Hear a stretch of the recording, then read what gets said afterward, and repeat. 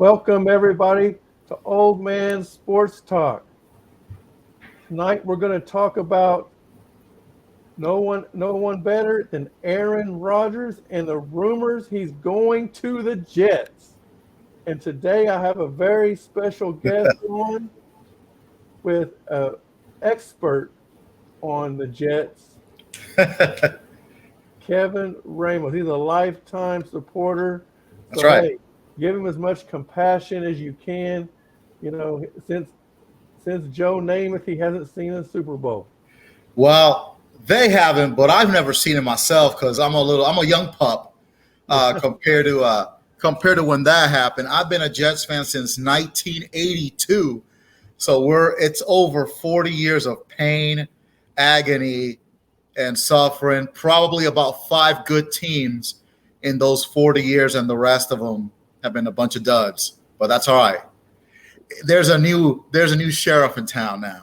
Well, he's not officially there yet, but yeah, that's what we want to talk about. First of all, I want to ask you, what are your thoughts on Aaron Rodgers, if it does happen, of him joining the Jets? Well, he's definitely a lot better than what we've got going on with Zach Wilson and all the things that have happened with him, and with him being a number two pick and all the expectations that go with being a number two, and usually a top five pick regardless of position. So definitely with Aaron Rodgers' pedigree and his resume, he is miles and miles better than what we got. And now the Jets have clearly stated that they're not going to trade Zach Wilson. They want to sit behind Rodgers for at least a year or two. And, hopefully once Rodgers retires, Zach can pick up where Aaron Rodgers left off. But obviously the trade hasn't happened yet. But from the looks of it, it's going to happen at some point. I watched the Pat McAfee broadcast. I went on my lunch break, and I was pretty antsy there to see what he was gonna do, especially once David Carr went to New Orleans, and then I think earlier that day Garoppolo had signed with the Las Vegas Raiders. So it was a breath of fresh air, and my blood pressure went down quite a bit when Aaron Rodgers said that he intends to play for the Jets. People just don't need to be so anxious. I mean, it's March. We got a long ways to go till training camp, but I think eventually that deal will get done. Yeah, I know that's at least. So didn't they already sign Cobb? Was it Cobb they signed? Yeah, he signed with the Saints a couple of weeks ago. If you remember. So I'm thinking, no. Okay, so sorry to interrupt you, but backing up. So when Aaron Rodgers is saying he wanted to play for the Jets, he also gave the Jets a list of players. And I was thinking Cobb was on there, and there was basically three or four current Green Bay Packers, Mercedes Lewis, and there was one other Packer receiver he wanted to come over there. Maybe you can remember who it was. Alan Lazard, and the Jets signed him the day before he did the podcast. But on that podcast, he said that that was BS. That was a lie. What was a lie? The list, that wish list. Oh, the Aaron Rodgers said that was a lie? Yes, he got on that Pat McAfee broadcast, and he said that's a lie. That's BS. I never had a wish list. Of course, when you're going to somewhere else, you want to kind of have a couple of guys that but I never put out any kind of wish list, because on that wish list was also Odell Beckham Jr. Yeah, which I don't see why the Jets would want to bring him in. After two ACL injuries, allegedly he wants $10 million. Dude, with two ACL injuries, the only thing you should get is the veterans minimum. Yeah. And not to mention, the Jets have some good young receivers. They do have Rookie of the Year on offense last year. Wilson, I believe it was. That's correct. He the first Jets receiver to ever get 1,000 yards in a season. So I don't think his wish list, by the way, when three of them are current Green Bay or maybe free agents, but still leaving the Green Bay Packers. Why would you, if you're wanting half the Green Bay Packer receivers, why even leave Green Bay to go right to New York? Right. You must well bring in Vince Lombardi while you're at it, and yeah. Yeah, that didn't make a lot of sense. But No, but he clearly stated that that whole list was a fabrication. But maybe he just said that just to kind of uh, quell the water, so to speak. But from everything that he said in that podcast, 'cause I watched pretty much the whole thing. He seemed to me like he was telling the truth. yeah. Well, so you as a Jet fan, you um, would be. I mean, obviously he's better than anybody you got now, right? We had Yes, this discussion last year. Me and you did. Um, you know, when first of all, starting off the season, Wilson was hurt, correct. and so they brought in Joe Flacco, and to me, he looked pretty good. I believe he won the first 2 or 3 games. He won. Let's see that he won the Cleveland game, and then they were one. If I memory serves me correct, they were 1-2, and then Zach Wilson came in and won the Pittsburgh game to go 2-2. Okay. And then Zach Wilson, and then Brees Hall. Yeah, for his ACL. He was doing his thing. Then he got hurt, and then Elijah Vera Tucker, the left guard from USC, he went out for the season with the torn arm, with the torn both triceps. So that was pretty much the beginning of the end, and that's kind of where Zach Wilson's slide began. I think with Brees Hall and Elijah Vera Tucker, they could focus more on the running game and pounding the rock, so to speak. And basically, that whole situation was masking all the weaknesses of Zach Wilson, both from a fundamental standpoint and from a mental standpoint. Right. And I know me and you kind of disagree on this, but I think, like me personally, last year's with Zach Wilson, that, like, if I'm in the locker room, and Zach Wilson's coming back, I don't want to be a part of that team. All right. Because when he got up there, he's a quarterback. Okay. Yeah, he's young, but every quarterback knows they're the leader of the team. Correct. And when you get up there on a press conference and you lose a game, I think it was 14-7 they lost. It was 10-3 to the Patriots when they got the punt return with like 10 seconds left. Yeah, the punt return. Yeah, okay, the punt return wasn't his fault, but he played a whole game and couldn't move the offense. And when asked, do you feel responsible that the offense couldn't put points on the board? He said no. And I think that right there, that comment right there, at least, maybe not even divided, just the locker room was not going to play for him. I don't think it necessarily divided the locker room. I think it was Zach Wilson by himself and then the rest of the locker room. So I don't think there was. I think some of the guys had to say the right thing. Always support him. Blah blah blah. But like you said, I think no one wanted anything to do with him. I think not only the team turned on him. I think the whole organization kind of said, okay, this dude is not ready. And then Mike White, a relative unknown, had come in there and he started playing well and so on and so forth. And you're like, okay, well, Mike White is the guy. Then he gets hurt, and then by the time Joe Flacco comes back in, Joe Flacco's not. You could tell he didn't want to be there. He wasn't motivated. So pretty much the season kind of, when the Jets came crashing down, then Zach Wilson comes back against the Lions, and I think that was really the game that broke their soul, because even though he didn't play great, he played enough to win. But the defense cost them that Detroit game, and after that, the season was pretty much over. They lost their soul after that.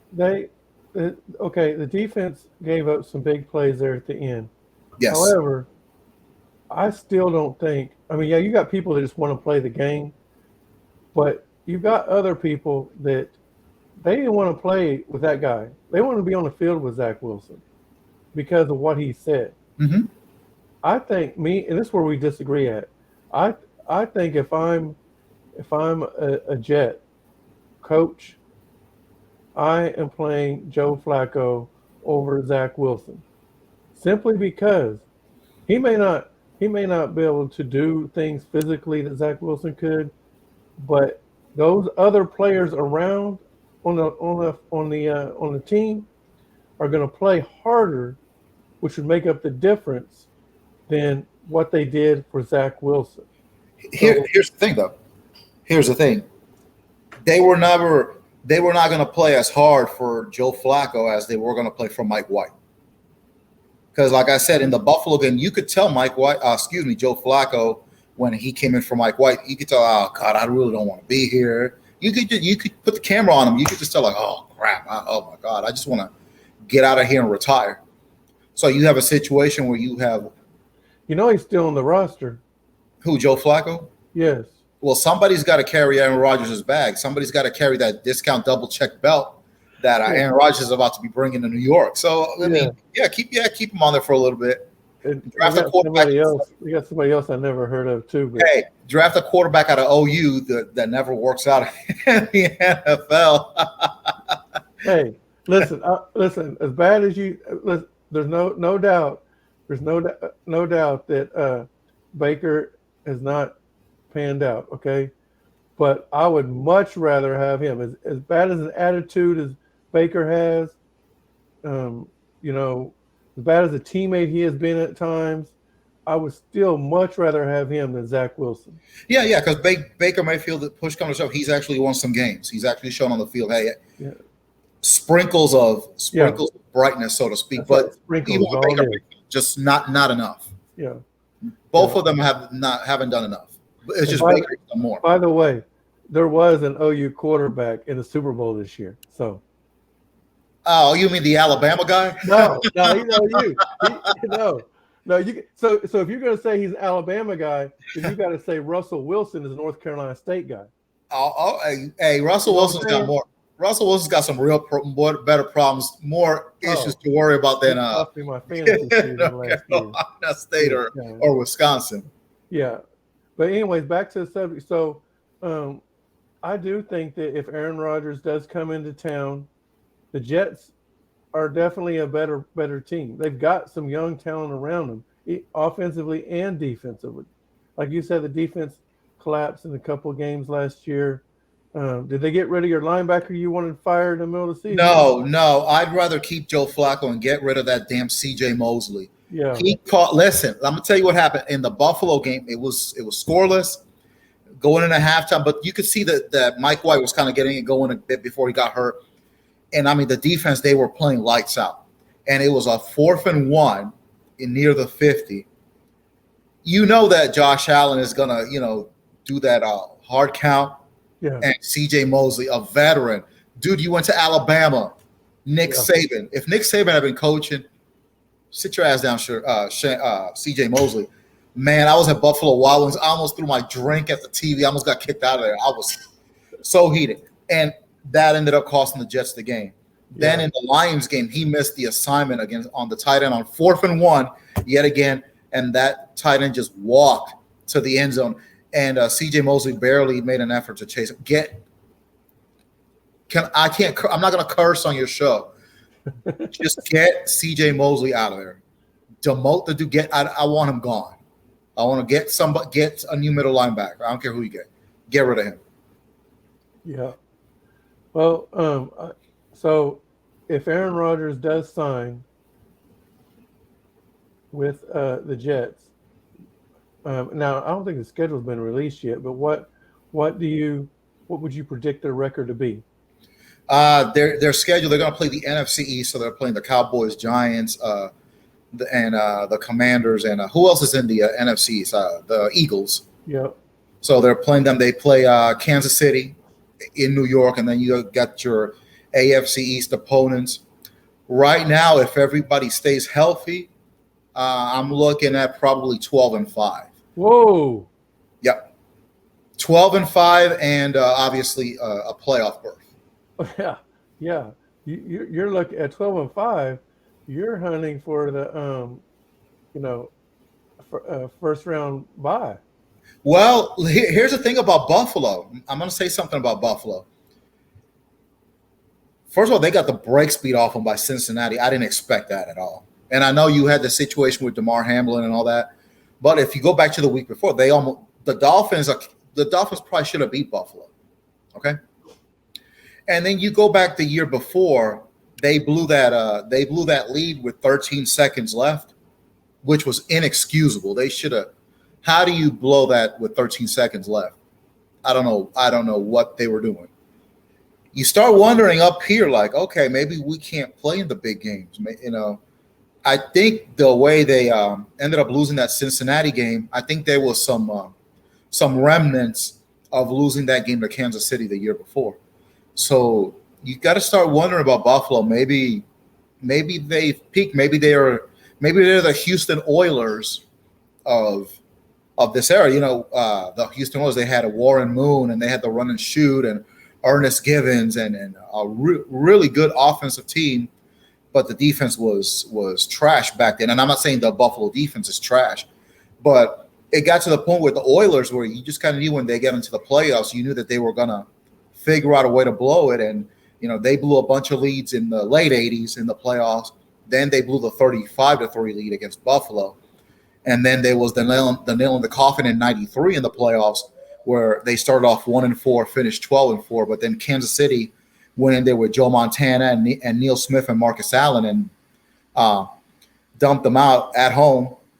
And basically that was the end of the Houston Oilers as we know them. And eventually they became the Tennessee Titans. Yep. Great history lesson right there from you, Kev. Appreciate that. So, what about, let's say Aaron Rodgers does not sign with the Jets. What do you think will happen with the Jets? First of all, do you think they draft another quarterback? I think they go with Zach Wilson, unfortunately. And they're going to gamble that Breece Hall is going to be healthy. They're going to gamble that Elijah Vera Tucker comes back 100%.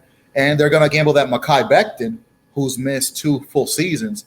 I've seen some pictures of him. He looks like he's in great shape, but they're going to have to go ground and pound. They're going to have to do that ground and pound offense that Rex Ryan was implementing. If you remember those days when Mark Sanchez got drafted, they had the best offensive line in football. Yeah, they had DeBrickashaw Ferguson. First year they had Alan Faneca. The second year they had Matt Slauson. They had Nick Mangold at center. They had Brandon Moore before the butt fumble. They had him at right guard. And then they had Damian Woody as the right tackle. And that offensive line they were it. And they were going ground and pound with Thomas Jones and Sean Green and then LaDainian Tomlinson. And then a couple of dynamic weapons on the outside with Braylon Edwards and Santonio Holmes. Yeah. And, you know, what could have been if the defense could have generated pressure on the quarterback. Yeah. Yeah. So if Aaron Rodgers doesn't come, what do you expect the record to be for the Jets? 5-12? Probably about probably the same as this year, 7-10. But again, it depends on a lot of what happened with the Jets has to do with Zach Wilson, but also had to do with those big injuries. Right. The injuries to Breece Hall and Elijah Vera Tucker. In football, well, in any sport, injuries are, you know, they're part of the game. If everybody stays healthy with Zach Wilson, I'm going to go 10-7, and I'm going to go with either the 6th or the 7th seed. You know, so I'm still going to go with a wild card spot. Okay. Last year you did predict the Jets to make the playoffs. They did come up one game short, and you can blame that on the injuries. You can blame it on Zach Wilson, but the only thing that, you know, if they don't get Aaron Rodgers, they're going to still have Zach Wilson. So you got to hope. I mean, injuries are part of the game, but you got to hope that they aren't as key injuries as they were last year. Well, at this point, I know you were saying about not getting Aaron Rodgers. At this point, there's no going back. Again, on that podcast, it's clear that Green Bay doesn't want him there anymore. They want to go to Jordan Love. They're ready to move on. It's clear that the Jets want Aaron Rodgers. Personally, I don't think Saleh and Joe Douglas were completely sold on Aaron Rodgers at the start. I think they were focused on getting Derek Carr. But I think Woody Johnson said, no, I want to get Aaron Rodgers. Look at his resume. Derek Carr hasn't won a playoff game despite the great things that he did with the Raiders. You've got Aaron Rodgers, Super Bowl winning quarterback, a bona fide Hall of Famer. No ifs, ands, or buts about it. So Woody is shoot for the stars, so to speak. So I think he had something to do with that. Said, no, don't bring in. I don't want Derek Carr. I want Aaron Rodgers. No ifs, no ands, or buts. So at this point, it's just a matter of time before that trade is made. So I think they're probably trying to figure out Green Bay. Green Bay don't want, they don't want to just give up Aaron Rodgers for nothing. Mm-hmm. However, the Jets are saying Aaron Rodgers is, what is he, 30 something years old? Okay. 40. Okay. Yeah. I was going to say he got gray in his, just like us. So no, he's got a lot less. A lot less. I don't know if it's a lot less or not, man. He's up there with the gray. Hey, you know what? I ain't got no gray in my hair though. Look at that. I know. No gray. Right here, he's got it, and so that's that anthrax we breathed in Iraq. That's what happened to me. Yeah, but so I just I don't know. I'm concerned because it hasn't happened yet. They're not going to be able to come to an agreement. I do think Green Bay wants to move on to Love. I do think that's the case, but I'm not sure. I'm not 100% sold that there's going to be a deal done. However, this is my question I really want to ask you. See, I don't think that Aaron Rodgers is a bad quarterback. Okay, I think he's a pretty good quarterback. However, I think he comes with an attitude that I don't think is going to do very well with a brand new team. All right. What I mean by is he's a prima donna. Okay. He expects things to be done certain ways. And one of those is he doesn't want to show up for training camp. He wants to show up a week, on week 4 of preseason or week 3 now, whatever it is, the last week. And he'll go through practice, but he's not going to play in the game. And then, so his first game reps are actually week 1. And they have not won week 1 in a couple of years because because what he wants to do. And it being a new team, now, it's in some ways you can understand his reasoning when he was with Green Bay. He had a lot of the same players up until last year. Okay. And you can tell now he did end up having a great season with the rookie. I'm trying to think of his name right now, but the rookie came on at Green Bay really strong and had a great season. I have a feeling that if Rodgers is there at training camp, I'm not even saying he's got to play very much in preseason because hardly anybody that's a starter plays a lot in preseason. But play some reps with the rookie out there, then they don't have such a slow start and struggle to make the playoffs, right? Which they didn't make the playoffs this last year, right? So they haven't made the playoffs in 12 years. No, they made the playoffs. You're talking about Green Bay. Yeah, Green Bay. Okay, my bad. Yeah. So my point is, with the Jets, you have a whole new team. Yeah, okay, other than Lazard so far, right? So you need to have a communication. You need to have practice with those players because it's new for everybody, new for you, new for them. And who knows if the system's going to be different. I don't know what really. I don't pay attention to the Jets or Green Bay enough to know if they have similar systems or not. But again, I think that could be the issue with the Jets and Aaron Rodgers working together. Is Aaron Rodgers thinks he's better? In my opinion, he thinks he's better than everybody. Wants special privileges. Some of those he's earned. But going to a new team, I don't think that's the case. I think you need to be treated like a rookie. And so maybe not rookie, but I'm just saying he needs to be out there from day one, throwing reps, learning plays, all of that, just like the rookies do. If you want to win a Super Bowl, and if I'm in charge of the Jets, because he is old, right? He is old. Why bring him in unless we're trying to win a Super Bowl? Okay. Now I understand you said it might mentor Zach Wilson.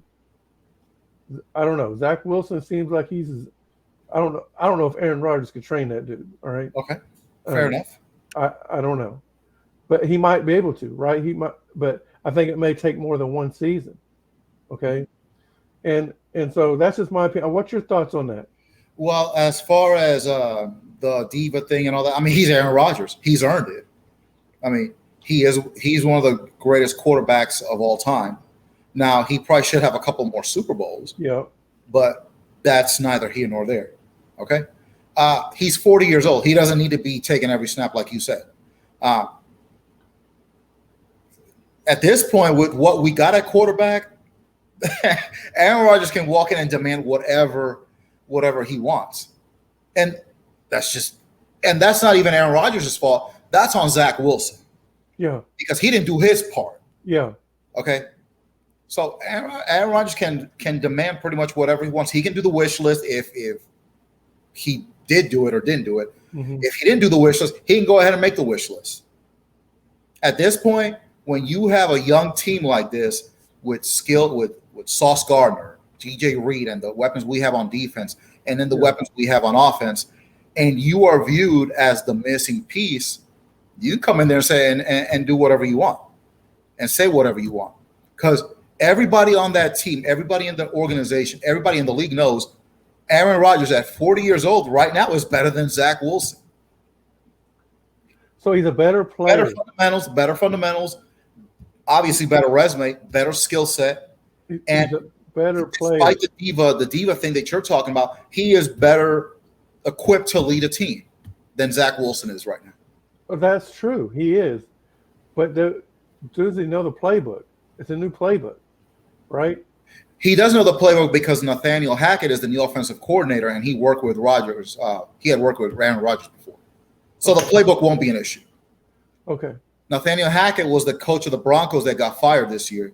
He had worked with Aaron Rodgers at some point, I think in one or two of the MVP seasons that Aaron Rodgers had.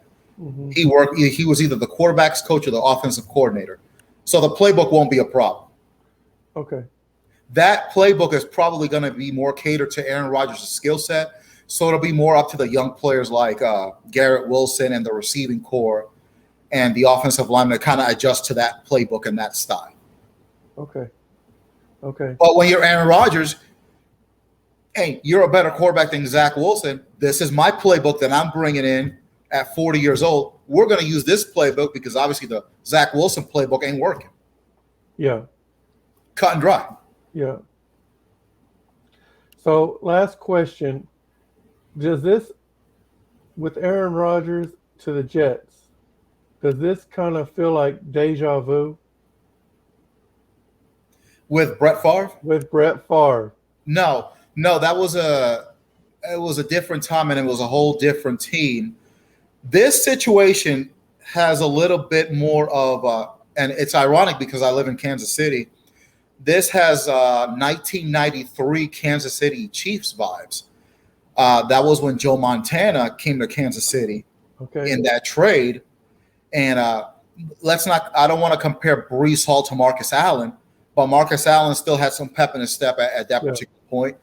And that team had a good defense with Neil Smith, and they had some good, really good players, not Hall of Famers per se. And they ended up getting to the AFC title game. And if Joe Montana doesn't get that concussion in Buffalo, it would have been the Chiefs and the Cowboys in that Super Bowl that year. So this to me has more Kansas City Chiefs 1993 vibes than it does 2008 New York Jets vibe. Okay. Well, let's just hope that Aaron Rodgers doesn't send no pictures of himself to the Secretary of the Jets. Mm-hmm. I agree. You remember that with Brett Favre? Yeah, but that was a fiasco. And the shame to it, they had 8 Pro Bowlers that year, and then Brett Favre got hurt, and it's still that's no excuse for crumbling the way they did. But oh well, what's done is done. It ended up being a good thing because they ended up bringing in Rex Ryan. But I have my own issue. I have my own thoughts on Rex Ryan because he inherited a team that was built by Eric Mangini. Because who drafted DeBrickashaw Ferguson? Eric Mangini. Who drafted Nick Mangold? Eric Mangini. Who drafted Darrelle Revis? Eric Mangini. Who drafted David Harris? Eric Mangini. Eric Mangini built that team, and Rex Ryan just gave him a swag that they didn't have. And that's another thing. Aaron Rodgers is going to bring a certain level of swag and confidence that obviously Zach Wilson lacks. Yeah. Yeah. Well, I really do hope that it works out for your Jets. Me too. I know you do. Some of these grades are for room for them. Yeah. Yeah. Yeah, no, I really do. And I would like to see Aaron Rodgers play for a different team and let Jordan Love get a chance at his, at the team that drafted him. But, yeah, I think it would be honestly, I think it would be a win-win for the Jets and Aaron Rodgers if they were to do it. Go ahead. One more thing. The Jets do play the Cowboys this year. So for all the Cowboy fans out there, Aaron Rodgers is going to screw you one more time before he heads out the door, because he has screwed them over and over again. Where's the game at? The game's going to be in Dallas. Are you going?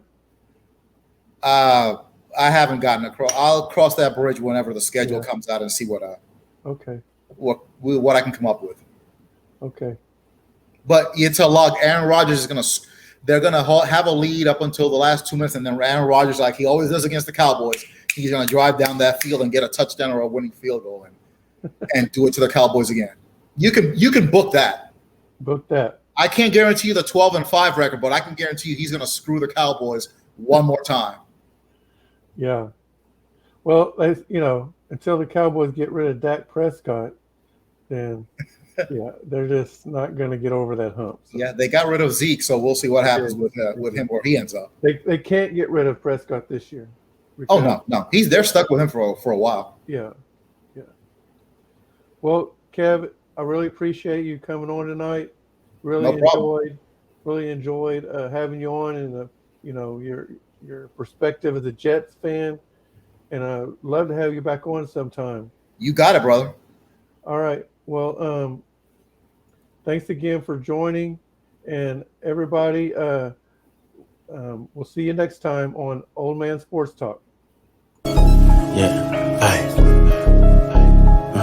that's the same when we touch. Look, got me sliding off yerks and my brody on 10. Clearing out the crowd like they know we gon' win. No, the feeling ain't the same when we touch. I'm still tripping off a cane and a crutch.